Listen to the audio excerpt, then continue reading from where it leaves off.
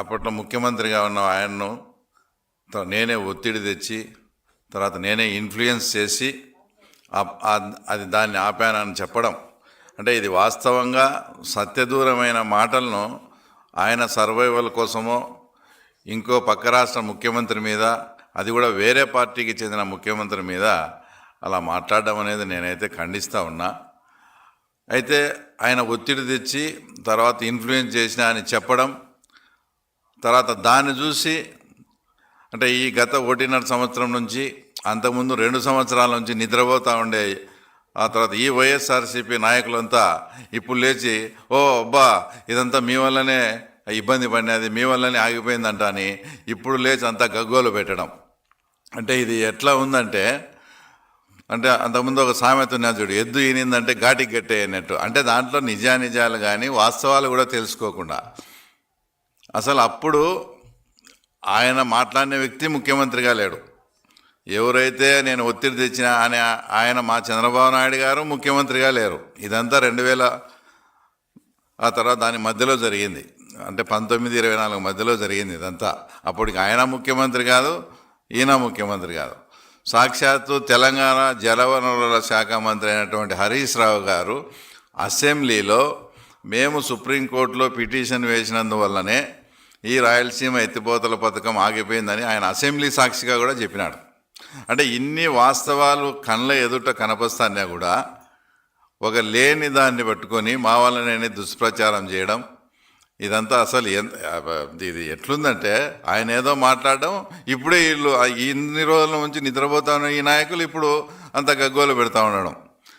తర్వాత దీనికి నేను సూటిగా ఒకటే ప్రశ్న అడుగుతాను. ఏదైతే మీరు మమ్మల్ని ఒత్తిడి చేసినారు, మమ్మల్ని ఇన్ఫ్లుయెన్స్ చేసినారని చెప్పుకుంటారు మీరు, దాన్ని చూసి ఇక్కడ గగ్గోలు పెట్టే వీళ్లకు ఇప్పుడు దానికన్నా కూడా ఇప్పుడు ఏదైతే మేము డిజైన్ చేసే పోలవరం మల్లన్న సాగర్ 55,000 కోట్లతో డిపిఆర్ కూడా వచ్చి రెడీ చేసి దానికి కూడా టెండర్లు పిలవడం జరిగింది. ఇదే దాని మీద ఇప్పుడుండే ఆ ముఖ్యమంత్రి గారి ప్రభుత్వమే తర్వాత సుప్రీంకోర్టుకి వెళ్ళింది. ఇది అన్యాయము, మాకు చాలా అన్యాయం జరుగుతుందని. మేము రాష్ట్రానికి దిగువ ప్రాంతంలో ఉన్నాం, అవి ఖచ్చితంగా మిగులు జలాలను వాడుకునే రైటు హక్కు ఉంటుంది కాబట్టి అది మనము న్యాయస్థానంలో కొట్లాడతాం, ఫైట్ చేస్తాం. దానికి తప్పకుండా విత్ పర్మిషన్ తెచ్చుకొని ఆ ప్రాజెక్టు పూర్తి చేసే బాధ్యత తెలుగుదేశం పార్టీ తీసుకుంటుంది. ఇక్కడ మీరు చిన్న లాజిక్ మీరు గమనించాల్సింది ఏంటంటే నిజంగా పక్క రాష్ట్ర ముఖ్యమంత్రి గారికి మా ముఖ్యమంత్రి మీద ఒత్తిడి తెచ్చి ఇన్ఫ్లుయెన్స్ చేసి నిర్ణయాన్ని మార్చగల కెపాసిటీ కానీ నీకు నిజంగా ఉంటే నువ్వు సుప్రీంకోర్టుకి ఎందుకు వెళ్ళావు? ఇప్పుడు అదే ఒత్తిడి అదే ఇన్ఫ్లుయెన్స్ ఇప్పుడు చేసి పోలవరం మల్లన్న సాగర్ ఆపచ్చు కదా నువ్వు. తర్వాత మీరు ఎందుకు న్యాయస్థానానికి పోయినావు? అదే పని ఇప్పుడు చేయొచ్చు కదా. ఇట్లా అంటే అప్పుడు మీరు ముఖ్యమంత్రి కాదు, మేము ముఖ్యమంత్రి కాదు, నీ సర్వైవల్ కోసం నువ్వేదో చెప్తే దాన్ని విని తర్వాత వీళ్ళంతా తర్వాత ఈ రకంగా అబ్బా మీ వల్లనే ఆగిపోయింది అది ఇదని మాట్లాడడం. అది స్టార్ట్ చేసిన తర్వాత దానికి తగు పర్మిషన్ లేవు. మీరు గ్రీన్ ట్రిబ్యునల్ మీరు స్టార్ట్ చేయొద్దని చెప్తే కూడా వినకుండా నువ్వు అప్పటికే కమిషన్ల కక్కుర్తిపడి కమిట్ అయినావు కాబట్టి ఆ కమిషన్లన్నీ ఎక్కడ పోతాయో అని చెప్పి నువ్వు వాళ్ళతో పనులు చేయించి లాస్ట్కి ఎంత దౌర్భాగ్యమైన విషయం అంటే ఇటు పనులు చేయించిన తర్వాత ఆ తర్వాత గ్రీన్ ట్రిబ్యునల్ ఆర్డర్ ఇచ్చి పని అంతా ఆపేసినారు. పని ఆపింది కాక 2,65,00,000 ఫైన్ వేశారు రాష్ట్ర ప్రభుత్వానికి. ఇది రాష్ట్ర ప్రభుత్వము పరువుకు సంబంధించిన సమస్య. రాష్ట్ర ప్రభుత్వ పరువును కూడా ఢిల్లీ ఆ కోర్టుల దగ్గర తాకట్టు పెట్టి అక్కడ కూడా అవమానపరిచినావు. అంతటితో ఆగక ఇది ఎటు ఆగిపోయింది, నేను కమిట్ అయిన కమిషన్ నాకు రాలేదని చెప్పి ఎలక్షన్స్ ముందర ప్రజాధనాన్ని 950 కోట్లు ఈ వేస్ట్ ప్రాజెక్టుకు అనుమతి లేని ప్రాజెక్టు కూడా నువ్వు డబ్బు చెల్లించి ఆ కమిషన్ కూడా నువ్వు మళ్ళీ తీసుకున్నావు. అంటే ప్రజాధనాన్ని కూడా ఇది వేస్ట్ ప్రాజెక్ట్ అని తెలిసి కూడా దానికి కూడా డబ్బు చెల్లించి నువ్వు ఏదైతే కమిట్ అయినావో ఆ కమిషన్ కోసం ప్రజాధనాన్ని కూడా నువ్వు మళ్ళీ దుర్వినియోగం చేశావు. ఇదే ప్రజాధనాన్ని మీరు ప్రాతినిధ్యం వహించే పులివెందుల మీరు కానీ నేను కానీ స్టార్టింగ్లోనే అంటే మైక్రో ఇరిగేషన్ ప్రాజెక్టు తర్వాత 1,200 కోట్లతో పిలిచి ₹1 కూడా డబ్బు ఇవ్వకుండా అది కూడా మళ్ళా మామూలు సంస్థ కాదు, ప్రముఖ సంస్థని మెగా. వాళ్ళకు డబ్బు కూడా చాప చుట్టేసుకొని పోయినారు. అంటే నిన్ను 1978 నుంచి మిమ్మల్ని ఎమ్మెల్యేగా చేసే మీ పులివెందులకు సంబంధించిన, మన పులివెందులకు సంబంధించిన ప్రాంతంలో మైక్రో ఇరిగేషన్ ప్రాజెక్ట్ చేసే వేంపల్లి టైలెండ్ వరకు మనము సాగునీరు ఇవ్వచ్చు. అలాంటి వాటికి డబ్బు ఖర్చు పెట్టకుండా నీ కమిషన్ వస్తుందని అదే అమౌంట్ కానీ ఇక్కడ పెట్టింటే మన ప్రాంతం ఇప్పుడు 75% సస్యశ్యామలం అయితే 100% సస్యశ్యామలం లేదు. అలాంటి దాన్ని కూడా నువ్వు కాలదని నీ కమిషన్ కోసం ఆ తర్వాత వాళ్ళకు కూడా ఇవ్వాల్సిన పరిస్థితి. అంతెందుకు, అసలు ఇప్పుడు పులివెందులకు ఎవరి హయాంలో నీళ్ళు వచ్చినాయో మీకు తెలుసా? రాజశేఖర రెడ్డి గారు చనిపోయిన తర్వాత 2009 నుంచి 14లో రోషయ్య గారు, కిరణ్ కుమార్ రెడ్డి గారు నువ్వు పార్టీ పెట్టకముందు నుంచి వరకు మీరు బాగానే ఉన్నారు. ఏ రోజు కూడా పెండింగ్ ప్రాజెక్టుల గురించి కానీ వాటి గురించి కానీ నువ్వు దాని మీద మాట్లాడడం కానీ ఏమీ చేయలే. చంద్రబాబు నాయుడు గారు మళ్ళీ అధికారంలోకి వచ్చిన తర్వాత గండికోటకు సంబంధించి ముంపు వాసులకు అప్పట్లో 475 కోట్లు డబ్బులు చెల్లించి ఆర్ఎండ్ఆర్లో అక్కడంతా వాటర్ నింపి అక్కడ ఏం డిస్టర్బెన్స్ లేకుండా చేసి అవుకు టన్నెల్లో రోజుకు 1 మీటర్ పని జరుగుతూ ఉండేది. నాకు బాగా గుర్తుంది, చంద్రబాబు నాయుడు గారు అవుకు టన్నెల్ దగ్గర కూడా రాత్రి పడుకున్నాడు. అక్కడ కాలాల మీద పడుకొని ఆ పనులన్నీ పర్యవేక్షించి పూర్తి చేస్తే అప్పుడు మన పులివెందులకు నీళ్ళు వచ్చినాయి. మీకు ఆ విషయం కూడా మీకు గుర్తులేదు. కృష్ణా జలాలు ఫస్ట్ పులివెందులకు నీళ్ళు వచ్చినాయంటే కుప్పం కన్నా ముందు పులివెందులకు నీళ్ళు ఇస్తారని మాట ఇచ్చి కృష్ణా జలాలను ఫస్ట్ పులివెందులకు నీళ్ళు వచ్చేట్టుగా చేసింది వచ్చేసి చంద్రబాబు నాయుడు గారు. అంతేందుకు, చిన్న విషయం అంటే ఇవన్నీ ఎందుకు చెప్తున్నానంటే ఇప్పుడు ఇద్దరు ముఖ్యమంత్రులుగా పనిచేసి పులివెందుల్లో ఇప్పటికీ తాగునీరు సమస్య ఉంటే ఇప్పుడు మన ప్రభుత్వం తెలుగుదేశం పార్టీ ప్రభుత్వం వచ్చిన తర్వాత 175 కోట్లు దానికి వెచ్చించి మొత్తం ప్రతి గ్రామానికి తాగునీటి సమస్య చేసి అది మన ముఖ్యమంత్రి గారి చేతుల మీదుగా తొందరలో శంకుస్థాపన చేస్తూ ఉన్నాం. అంటే మీరు 78 నుంచి మిమ్మల్ని ఎమ్మెల్యేగా ఎన్నుకున్న ఈ పులివెందుల ప్రాంతానికి తాగునీరు సమస్య కూడా ఇవ్వలేని వాళ్ళు తర్వాత మీరు రాయలసీమ సాగునీరు ఇస్తాము, రాయలసీమ గురించి మాట్లాడుతున్నారంటే ఇది ఎట్లా ఉంటుందో కూడా ఒకసారి తర్వాత ఆలోచన చేయండి. మొన్న జెడ్పీటీసీ ఎలక్షన్స్లో పులివెందుల ప్రాంతానికి ఒక ఎర్రబల్లి చెరువు అనేది చాలా ఇంపార్టెంట్. అలాంటి చెరువుకు హెచ్ఎన్ఎస్ఎస్ నుంచి గ్రావిటీ ద్వారా నీళ్ళు ఇవ్వండి మహాప్రభు అని అక్కడ ఉండే రైతులు అడిగితే పెద్దిరెడ్డి రామచంద్రారెడ్డి వాళ్ళు ఒప్పుకోరు, అవి ఎక్కడికి పోవాలని చెప్పి దాన్ని ఇది చేసినాక నిన్న ఎలక్షన్ సందర్భంగా రైతులు అడిగితే మేము ఆ మాట పూర్తి చేస్తామని తర్వాత ముఖ్యమంత్రి గారి సహకారంతో హెచ్ఎన్ఎస్ఎస్ ద్వారా ఎర్రబల్లి చెరువు నింపితే ఇప్పుడు వాటర్ ఎక్కువ అక్కడ ఉండే రైతులు ఇంకా నీళ్లు చాలేండి మహాప్రభు అని మమ్మల్ని అడిగే పరిస్థితి. అంటే అది వచ్చేసి తెలుగుదేశం పార్టీ వచ్చేసి చిత్తశుద్ధి. మీరు పులివెందులకు తర్వాత తాగునీరు ఇవ్వలేకపోయినారు, ఎర్రబల్లి చెరువు నింపితే అంతటి ఇంపార్టెంట్ అయినా అది చేయలేవు. తర్వాత మీరు రాయలసీమ గురించి అసలు ఏదో ఆయనకు అదృష్టం ఉండి వాళ్ళ ఆయన పేరు చెప్పుకొని ముఖ్యమంత్రి అయినాడు తప్ప అతనికి ఇరిగేషన్ మీద ఏమాత్రం అవగాహన లేని అనేదానికి 2-3 ప్రాక్టికల్ ఎగ్జాంపుల్స్ చెప్తాను నేను. ఆయన కొత్తగా ఎంపీ అయినాడు. ఎంపీ అయినాక జిల్లా పరిషత్ మీటింగ్కి పోతా కేసీ కెనాల్ ఇష్యూ ఏదో వస్తే ఆయన కేసీ కెనాల్ అంటే కర్నూలు నుంచి నీళ్లు కడపకు వస్తాయా, కడప నుంచి కర్నూలుకు పోతాయా అని అడిగినాడు. అంటే మినిమం నాలెడ్జ్ కూడా జగన్మోహన్ రెడ్డికి ఇరిగేషన్ పట్ల లేదు. రెండోది ఏంటంటే ఆయన 9 నుంచి 14 ఎంపీగా ఉన్నప్పుడు హెచ్ఎల్సి అంటే తుంగభద్ర హై లెవెల్ కెనాల్ నుంచి మాకు వాటర్ వచ్చేది, కృష్ణా జలాలు రావు. దాని సందర్భంగా కలెక్టర్తో మాట్లాడుతుంటే ఆయన గండికోట నుంచి లిఫ్ట్ చేసి పైడిపాలెంకి వచ్చి పైడిపాలెం నుంచి చిత్రావతికి పోతాయని అడిగినాడు.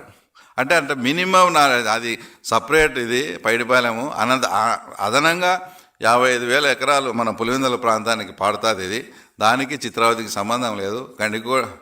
గండికోట నుంచి చిత్రావతికి వేరు, గండికోట నుంచి ఈ లిఫ్ట్ వేరు అనే చిన్న తన కాన్స్టిట్యున్సీలో ఉండే ఆ సబ్జెక్ట్ కూడా ఆయనకు తెలియదు. ఇంకోటి మూడోది ఏంటంటే ఈ పట్టిసీమ అది వచ్చినప్పుడు అవి రెండు పెర్రీ దగ్గర కలుస్తాయి. పెర్రీ కింద ప్రాంతంలో ఉంది, మన పోతిరెడ్డిపాడు పైన ఉంది, అక్కడి నుంచి అక్కడికి నీళ్ళు ఎట్లు ఎక్కుతాయి అంటాడు. అంటే నాయనా స్వామి, మనం ఏదైతే శ్రీశైలం నుంచి కృష్ణా డెల్టాకు వాడే నీళ్లు పోలవరం నుంచి వాళ్ళు అక్కడి నుంచి పట్టిసీమ ద్వారా చేస్తే ఈ నీళ్లు మనం వాడుకోవచ్చు ఆయన, ఆ నీళ్లు డైరెక్ట్ రావు అని మనం చెప్పాల్సిన పరిస్థితి ఆయనకు. అంటే ఏమాత్రం అవగాహన లేదు.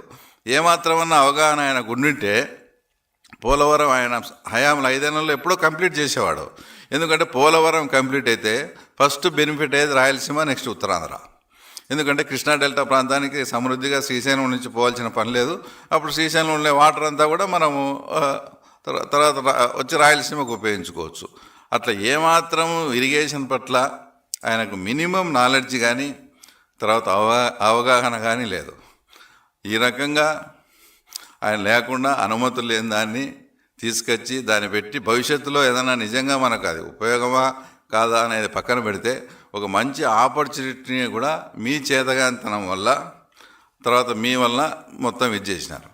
అసలు మాట్లాడితే ఇప్పుడు ఇవన్నీ కూడా రాయలసీమలో ఉండే ప్రాజెక్టులు అన్నీ కూడా డిజైన్ చేసింది ఇప్పుడు హెచ్ఎన్ఎస్ఎస్, జిఎన్ఎస్ఎస్ వాటి మీద ఆధారపడి ఉన్నాయి. అవి ఎవరు, వాటి స్ఫూర్తిదాత ఎవరు? తారకరత్న మన రామారావు గారు. అంటే తెలుగుదేశం పార్టీ రాయలసీమకి ఏదన్నా చేసిందంటే తెలుగుదేశం పార్టీ చేసింది. ఈ మొత్తం ఈ డిజైన్ అంతా చేసిందంతా కూడా అప్పట్లో ఎన్టీ రామారావు గారు చేయకపోతే అసలు ఆ పరిస్థితి లేదు, గండికోట లేదు, ఏం లేదు. అంటే ఇంత చిత్తశుద్ధిగా తెలుగుదేశం పార్టీ రాయలసీమ పట్ల ఉంది. ఇప్పుడు ఆర్టీపీపీ ఏది ముద్దును, అది ఎవరి హయాంలో వచ్చింది? ఎన్టీ రామారావు గారి హయాంలో అతను ఆర్టీపీపీ వచ్చింది. నీ సొంత జిల్లా, నువ్వు ఏదేదో మాట్లాడుతున్నావు. ఇప్పుడు స్టీల్ ప్లాంట్ 5 ఏళ్లలో నువ్వు ఎందుకు కట్టలేకపోయినావు? ఇప్పుడు మేము కాంపౌండ్ వాళ్ళు కూడా స్టార్ట్ అయింది. ఈ 3.5 సంవత్సరంలో స్టీల్ ప్లాంట్ కట్టి చూపిస్తాం మేము తెలుగుదేశం పార్టీ వాళ్ళం. అది మాకు రాయలసీమ పట్ల ఉండే చిత్తశుద్ధి. హైకోర్టులో బెంచ్ ఏది కర్నూలులో, అది కూడా చేస్తామన్నాం. తప్పకుండా ఈ రకంగా రాయలసీమ పట్ల చెప్పుకుంటూ పోతే మాకు చిత్తశుద్ధి ఉంది. కానీ ఎవరో పక్క రాష్ట్ర ముఖ్యమంత్రి ఏదో అన్నాడని దాని అడ్డం పెట్టుకొని దానికి ఇష్యూ చేసి దాన్ని చేయాలంటే రాష్ట్ర ప్రజలు అంతా ఆలోచిస్తూ ఉన్నారు. ఇంకో విషయం, మొన్న కడపలో డీడీఆర్సీ మీటింగ్ జరిగింది. డీడీఆర్సీ అంటే డిస్ట్రిక్ట్ డెవలప్మెంట్ రివ్యూ కమిటీ. అక్కడ వచ్చేసి ఈయన గారి ప్రియ తమ్ముడు వచ్చేసి అవినాష్ రెడ్డి అక్కడ డిక్లరేషన్ ఇవ్వాలంట, దీని మీద స్టాండ్ చెప్పాలంట. అసలు ఆ మీటింగ్ ఏంది, మీరు మాట్లాడేది ఏంది? మీకు జిల్లా అభివృద్ధి పట్ల చిత్తశుద్ధి ఉన్న వాళ్ళు ఎవరంగా ఈ రకంగా మాట్లాడతారా? అదే అని ఇన్ఛార్జి మంత్రి కానీ కలెక్టర్ను రాయలసీమ ఎత్తిపోతల దాని మీద స్టాండ్ చెప్పమంటాడు. అది స్టాండ్ చెప్పాల్సింది మీ అన్న అసెంబ్లీకి వస్తే అది ముఖ్యమంత్రి గారో జలవనరుల శాఖ మంత్రి చెప్తారు. అసెంబ్లీకి వచ్చే ధైర్యం లేదు. కానీ మీకు అక్కడికి వచ్చి ఒక జిల్లాకు సంబంధించిన దాంట్లో మీరు రాయలసీమ అది అంటే ఏ సమస్య ఎక్కడ ప్రస్తావించాలనో తెలియకుండా ఊరికి ఒక మంచి ఆపర్చునిటీ వచ్చిన దాన్ని ఆ సమావేశాన్ని అల్లరబట్టేయాలనే ఉద్దేశంతో వచ్చి ఆ సమావేశాన్ని బహిష్కరించిపోతారు. ఏమంటే నా కాడ లోపలికి వెళ్ళే అవకాశం లేదు కాబట్టి నేను బయట ఉండి చూస్తూ ఉన్నాయి. ఇదంతా నాకు అవకాశం ఉంటే నేను కూడా తీవ్రంగా ఖండించి చేసేవాని. అట్లా వీళ్ళు ప్రతి దాన్ని కూడా వాస్తవంగా ఈరోజు వాళ్ళు ఏదైతే రాయలసీమ ఎత్తిపోత పథకం అది ఇదని ఆ రోజు చెప్పినది మన ముఖ్యమంత్రి గారు గతంలోనే ముచ్చుమరి దగ్గర స్టార్ట్ చేసి వీళ్ళు చెప్పే లెవెల్ కన్నా ఇంకా కింది లెవెల్ నుంచే మనం హెచ్ఎన్ఎస్ఎస్కు డ్రా చేసే పరిస్థితి ఉంది. కానీ అదే కనుక కంటిన్యూ చేస్తే ఏదైతే అమరావతి కంటిన్యూ చేస్తే ఎల్లకాలము చంద్రబాబు నాయుడు గారి పేరు వస్తుందనే దురుద్దేశంతో అమరావతిని ఎట్లా నాశనం చేశామో అదే రకంగా చంద్రబాబు నాయుడు గారి నాశనం వస్తుందని ఇంకో చోట పెట్టి దానికి నీకు అది లేక అనుమతులు తెచ్చుకునే కెపాసిటీ లేక ఇంకోటి లేక ఒక మంచి అవకాశాన్ని అయితే నువ్వు 100% చెడగొట్టావు. ఇంకా మాట్లాడతాడు ఏందో క్రెడిట్ చోరీ. గత 5 సంవత్సరాల్లో రాష్ట్రాన్నే చోరీ చేసి రాష్ట్రాన్నే లూటీ చేసిన వ్యక్తి ఈరోజు క్రెడిట్ చోరీ గురించి మాట్లాడతాడు. తర్వాత రిషికొండలో నువ్వు కట్టిన ప్యాలెస్ మీద ఉండే శ్రద్ధ 50% ఉన్నా కూడా భోగాపురం ఎయిర్పోర్ట్ ఎప్పుడో కంప్లీట్ అయ్యేది. దాన్ని కూడా నేనే చేశామని ఈయన క్రెడిట్ చోరీ చెప్తా మాట్లాడతాడు. భోగాపురం ఎయిర్పోర్ట్ అనేది ఎట్లొచ్చింది, ఎవరి హయాంలో స్టార్ట్ అవుతుంది? నీకు ఆ రిషికొండ ప్యాలెస్ మీద ఉండే శ్రద్ధలో 50% చేసినా కూడా భోగాపురం ఎయిర్పోర్ట్ అయ్యేది. అప్పుల గురించి మాట్లాడతావు. అసలు అప్పులు లిక్కర్ మీద 20 ఏళ్ళ తర్వాత వచ్చే ఆదాయాన్ని కూడా తాకట్టు పెట్టి అప్పులు తెచ్చిన వ్యక్తి నువ్వు. అలాంటి వ్యక్తి నువ్వు ఈరోజు అప్పుల గురించి మాట్లాడతావు. ఇలా చెప్పుకుంటూ పోతే అనేకం ఉన్నాయి. నేను చివరిగా ఈ మీడియా సందర్భంగా మిమ్మల్ని ఒకటే సూటిగా ప్రశ్నిస్తాను.